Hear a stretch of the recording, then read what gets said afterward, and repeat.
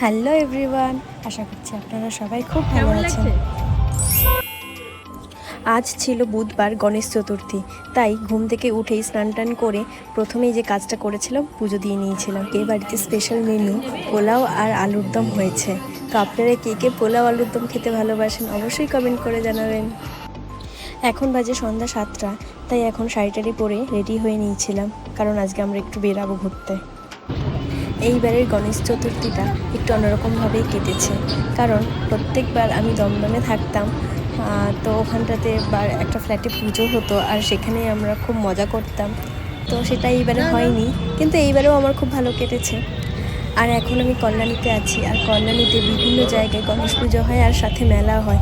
তো সেই মেলাতেই আমি ঘুরতে গিয়েছিলাম, আর সেখানেই এই কর্ন মাখা বিক্রি হচ্ছিল, সেটাই আমরা খেয়েছিলাম মেলায় গিয়ে। কেমন লাগছে? টক মিষ্টি রে। সব মিলিয়ে খুব ভালোই কাটলো দিনটা।